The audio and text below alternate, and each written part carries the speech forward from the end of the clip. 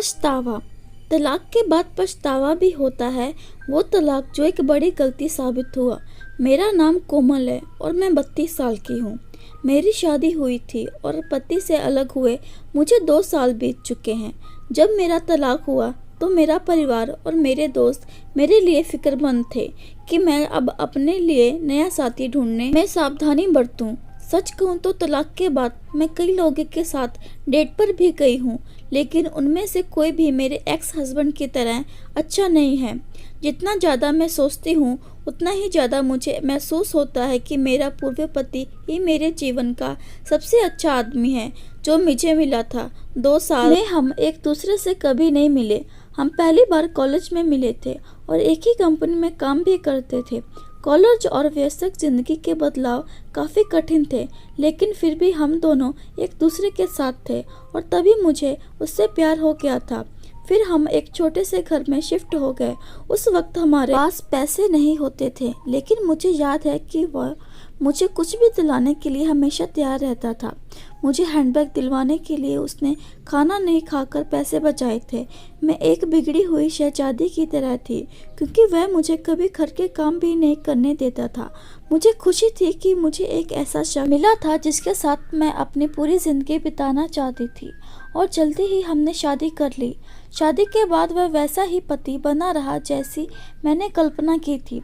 मैंने कहा कि मुझे कुछ समय बच्चा नहीं चाहिए, और अपने परिवार का अकेला बच्चा होने के बावजूद भी वो मेरी बात से सहमत था। मैं नहीं चाहती थी कि वह स्मोक करे, तो उसने कभी नहीं किया। जब मैं बीमार पड़ी उसी ने मेरा ख्याल रखा। मैं स्वार्थी और ज़्यादा स्वार्थी होती गई और मैंने उसकी भावनाओं को अनदेखा करना शुरू कर दिया। हमारी शादी में मैं ही निर्णायक होती थी और वह कुछ नहीं बोलता था। मैंने हमेशा यही सोचा कि मेरे स्वार्थी रवैये के साथ सहमत होना ही उसका मेरे प्रति प्यार जताने का तरीका था, लेकिन मैं गलत थी। उसके सहने की भी एक सीमा थी। हमने तलाक ले लिया, लेकिन तब भी उसने इसके लिए मुझसे माफ़ी मांगी। उसने कहा कि वह शर्मिंदा है कि वह मेरी इच्छा के मुताबिक एक अच्छा पति नहीं बन सका। तलाक के बाद मेरे अहंकार ने मुझसे कहा कि मेरा पति मेरे पास वापस आएगा, लेकिन 2 साल बीत गए और उसने कभी मुझे कॉल तक नहीं किया।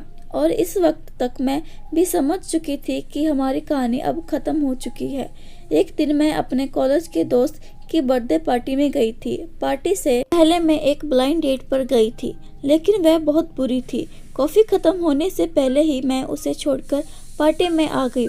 उस पल मुझे अपने पति की याद आई कि वह कितना मधुरभाषी था, कितने प्यार से बोलता था। मुझे एहसास ही नहीं हुआ कि मेरे आंसू बह रहे थे कि तभी एक शख्स ने सामने की कुर्सी हटाकर मुझे टिश्यू पकड़ाया।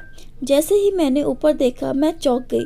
वह मेरा पति था, जो मेज के दूसरी तरफ बैठा हुआ था।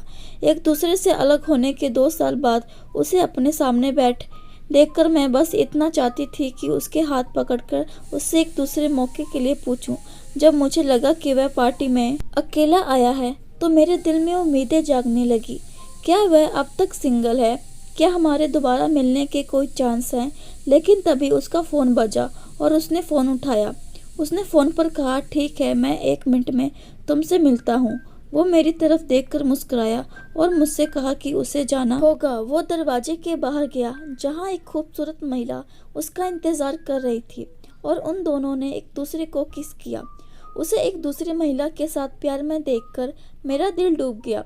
हम एक दूसरे से प्यार करते थे, लेकिन मैंने उसकी कदर नहीं की, और अब जब वह जा चुका था तो मैं उसे मिस करती हूँ।